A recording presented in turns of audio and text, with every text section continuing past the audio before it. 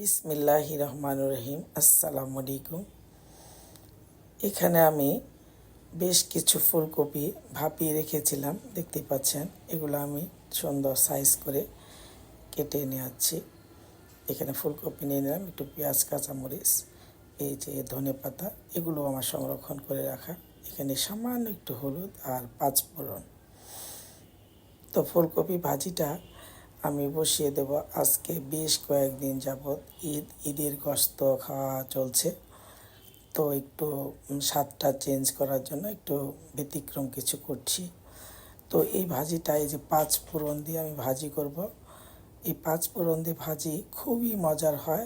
একবার ট্রাই করবেন, দেখবেন ভালো লাগবে ইনশাল্লাহ। হ্যালো এভরিওয়ান, আসসালামু আলাইকুম। বন্ধুরা সবাই সাথে থাকবেন, দেখবেন আমি আরও কয়েকটা রেসিপি করব।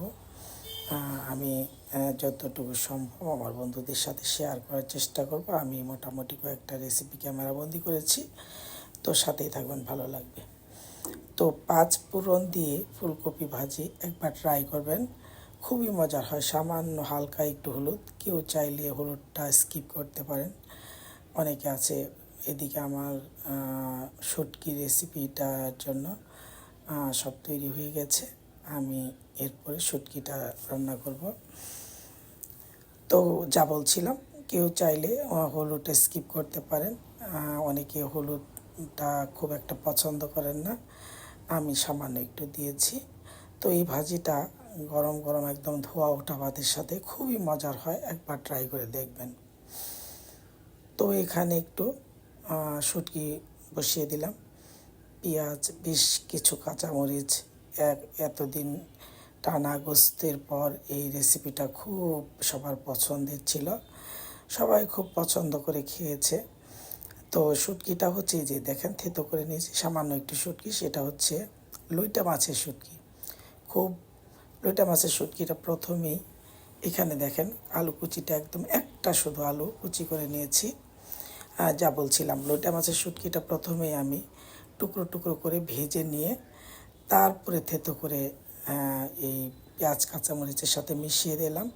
কারণ হচ্ছে লইটা মাছের শুটকিটা একটু পিছলে পিছলে পিছলে ভাব থাকে, একটু ভেজে নিয়ে তারপর ধুয়ে থেতো করে নিলে সে শুটকিটা সুন্দর হয়। এটা একটা টিপস বলতে পারেন, যারা নতুন রাঁধুনি বন্ধু তাদের জন্য বিষয়টা একটু সহজ হবে, তার জন্য বলা। বেশ ঝাল ঝাল করে আমি শুটকিটা করে নিলাম। এই যেখানে ধনে পাতাটা আমি শুটকিতে দিয়ে দিলাম। এই ধনে পাতাটাও আমার সংরক্ষণ করে রাখা ধনে পাতা। তো যখন একটু সংরক্ষণ করে রাখা কিছু সবজি বা ধনে পাতা এগুলো থাকলে হয় কি, মানে যখন আপনি চাইবেন তখনই দিতে পারবেন। সুন্দর হয়ে গেছে আমার শুটকিটাও। তো আজকে আমি আমার বন্ধুদেরকে আমি এই দুটা রেসিপি দেখালাম। ইনশাআল্লাহ পরবর্তী কোনো ভিডিওতে আমি আবার নতুন কোনো রেসিপি আমি বন্ধুদের সাথে শেয়ার করব। তো সেই পর্যন্ত ভালো থাকবেন, সবাইকে সালাম, আসসালামু আলাইকুম।